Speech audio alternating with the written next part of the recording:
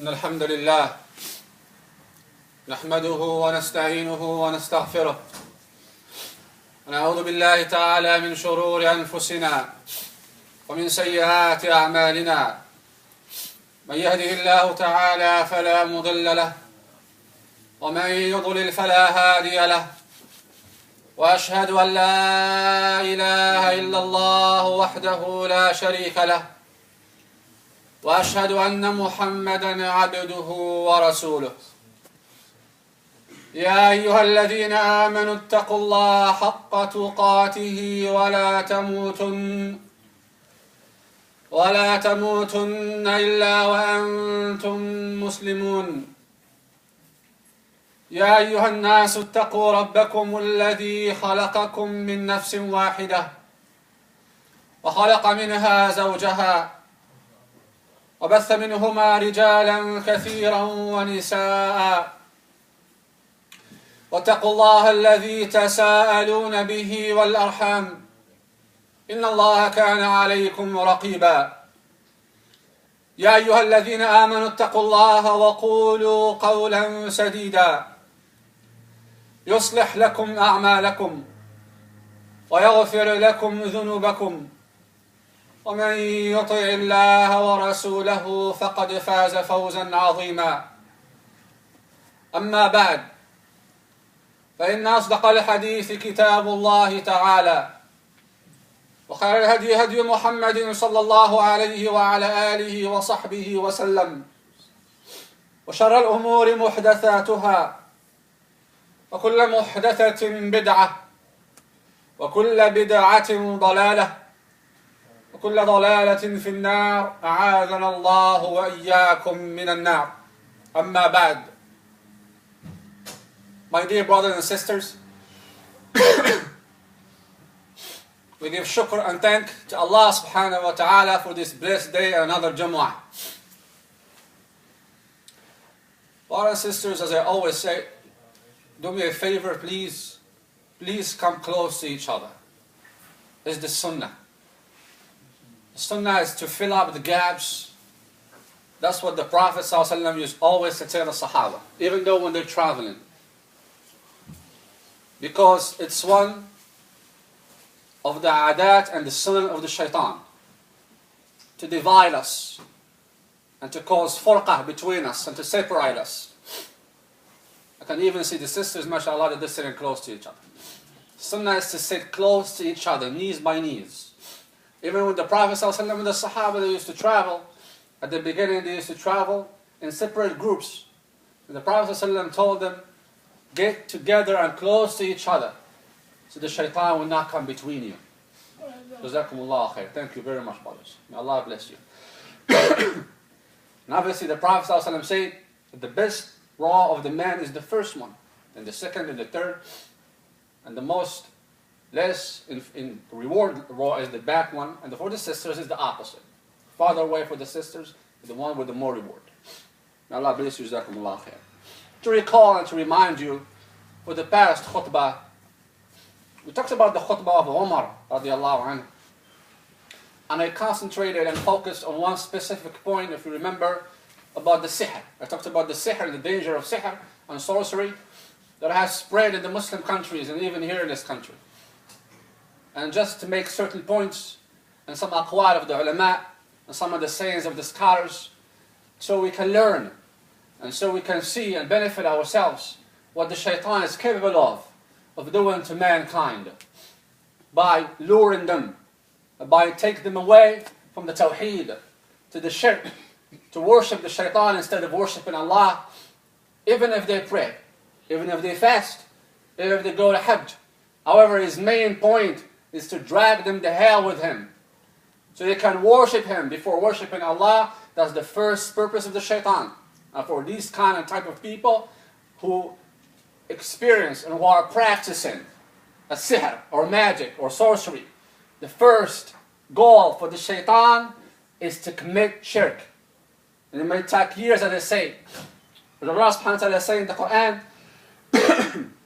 قالوا ربنا استمتع بعضنا ببعض وبلغنا أجلنا الذي أجلت لنا قال النار مأواكم وبئس المصير in Yawm al-Qiyamah, in the day of the judgment, the jinn or the shayateen who have taught a sihr or sorcery to mankind, they have followed them. They will say, رَبَّنَا اسْتَمْتَعَ بَعْضُنَا بِبَعْضٍ, O our Lord, we have enjoyed each other. The shayateen in the day of judgment, they will say to Allah, we have enjoyed each other, mankind and the jinn. Where? In this dunya. Allah subhanahu wa ta'ala say, they will be perished soon. وَبَلَغْنَا أَجَلَنَا الَّذِي أَجَّلْتَ لَنَا, and we have reached our time. This is our time. That means that they know. The shaitan Iblis, he knows where he is going. Because he actually made a commitment to Allah. إِلَى يَوْمِ يُبْعَثُونَ. He has told Allah, oh Allah, make me alive until the day of resurrection. And Allah subhanahu wa ta'ala fulfilled that promise to him. And what did Iblis say? لَأَغْوِيَنَّهُمْ, I will take them astray. I will mislead them the best I can. Coming from the right, from the left, from the front or from the back. And you cannot come from the top because Allah's mercy is descending from the top. We ask Allah's mercy upon us. One of the ulama, his name is Ibn Khaldun. And he wrote in his Muqaddimah, he has a book called Muqaddimat Ibn Khaldun. Beautiful book. I don't know if it's translated, but he says about this practice of sihr. Now he said, rahimahullah, وَرِيَاضَةُ السِّحْرِ. Riyadat al-sihr. He calls it a sport. Something that is being practiced in the sake of the shaitan, not in the sake of Allah. It's like something that people practice, just like they practice sport. That's what he called it. وَرِيَاضَةُ السِّحْرِ كُلُّهَا إِنَّمَا تَكُونُ كُلُّهَا بِالتَّوَجُّهِ إِلَى الْأَفْلَاكِ وَالْكَوَاكِبِ وَالشَّيَاطِينِ بأنواع التعظيم والعبادة لها والتذلل لها فهي وجه لغير الله وسجود لغير الله فلهذا كان السحر كفرا. He said rahimahullah that the people who practice magic or sorcery, the first thing they do is to face themselves and they commit themselves to the planets, to the astronomy, and then to the jinn and the shayateen. They make sujood to them. They worship them. And these kind of people, they might claim that they are Muslims and believers, and they know the Quran, and they know Muhammad sallallahu alayhi wa sallam, and they claim that they know what La ilaha illallah is, but this is what they do for the sake of control and money and power and wealth. We seek refuge to Allah from that.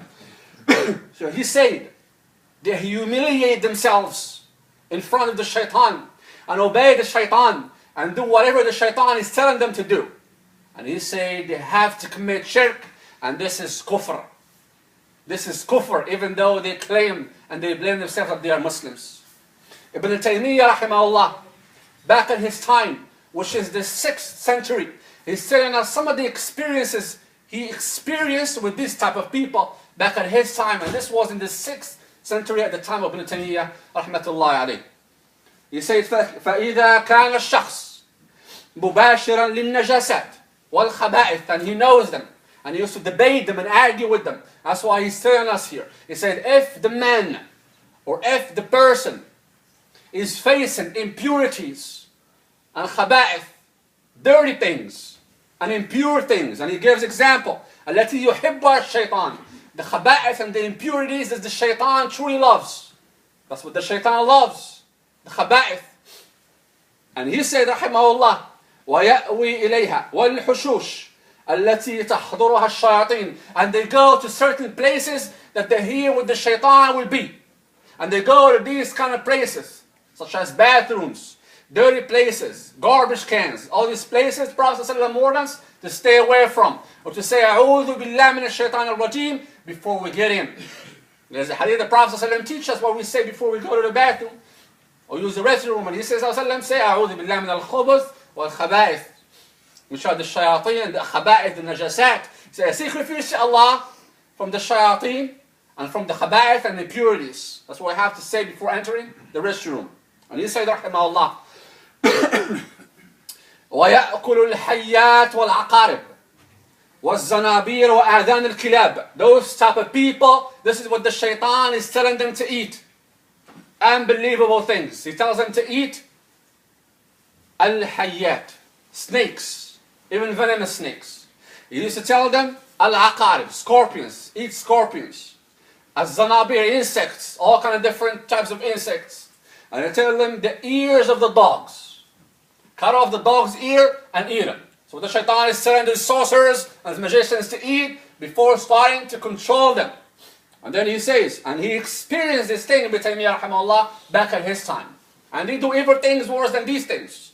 And he says, rahimahullah, أو يشرب البول, and drink their own urine.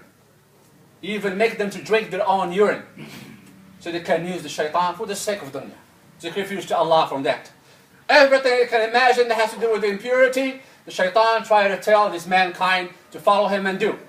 So they will make sujood to him instead of making sujood to Allah subhanahu wa ta'ala. And he says, رحمه الله ونحوه من النجاسات التي يحبها الشيطان ويدعو غير الله فيستغيث بالمخلوق أو يسجد لشيخه ولا يذل نفسه. And then he said, making sujood, rather than to sujood to Allah, they make sujood to the shaitan and they humiliate themselves to the shaitan.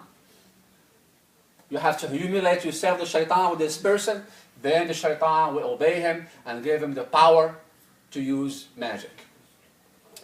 أو يلابس الكلاب, live with the dogs, and hang out with the dogs, and even eat them. That's how disgusting they are, these people. Allah subhanahu wa ta'ala said that the dogs, they are impure. And he says, وَيَأْوِي إِلَيْهَا أَوْ النِّيرَانِ, and they light up the fire, and they turn on the fire, and start circling around the fire, and worshiping the fire. Worshiping anything that Allah subhanahu wa ta'ala doesn't want us to worship. This is just some of the points that I told you, and some the things that Imam al-Shafi'i rahimahullah said in one of the books called Manaqib al-Shafi'i, or the Sunnah for the Lalaka'i. Many books that talks about Imam al-Shafi'i and the Madhab al-Shafi'i, they used to say, even back in his time, these things were practicing. And he said, إِذَا رَأَيْتَ الرَّجُلِ يَمْشِي عَلَى الْمَاءِ أَوْ يَطِيرُ فِي الْهَوَاءِ, that if you see a man walking on water and elevating, even if you see him elevating and flying or levitate, if you see that man, do not judge him until you see his deen. Until you see his deen. It's all about the deen. It's not about what they do. Because it's about what they do. It's just an action. It can be an action from the shaitan. These are just some of the things that I was trying to finish last week. I finished this today briefly. And today, alhamdulillah, it's another important, significant subject. And it's the khutbah of the 5th Khalifa Rashid, or the 8th Khalifa Umawi. His name is Omar ibn Abdel Aziz. Omar ibn Abdel Aziz. Omar ibn Aziz was the 5th Khalifa Rashid, or the 8th Muslim Khalifa. And he only ruled, brothers and sisters, for not even 2 years and a half. Not even 2 years and a half. His name is Omar ibn Abdel Aziz. Back at his time, Allah's mercy upon him, when he was trying to collect the money for the zakat, brothers and sisters, that they couldn't find a needy person or a poor person to give him the zakat. He was trying to collect the zakat money, but they couldn't find the poor person or a needy person to give the zakat money to. Allah's blessings were upon that man and that Muslim leader. Allah's barakat. Almost every Muslim was living comfortably and wealthy back at his time. And there were many futuhat in his time, and he renounced the dunya. One of the stories that one of the men coming from Iraq, and he was a disbeliever. He hasn't entered Islam yet, and he was a messenger. So he traveled to the Khalifa, Omar ibn Abdel Aziz. And he was in Medina. And he told him when he lived there.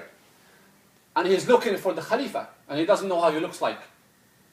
When he went there, he saw this big house, or big home. So he thought this could be the Khalifa's home. So he went there, he knocked, and he said, I wanted to speak, I'm a messenger from Iraq, I wanted to speak to the Khalifa Omar. And he said, this is not his residence. And he said, where is his residence? He said, you walk down the streets, and you see that narrow street, you turn left, and then you see a mud house. That's his residence. And that's truly what it was. He took the direction, and he stopped by a home built of tin, of clay. And he was there, this is the Khalifa of the believers, Muslim leader.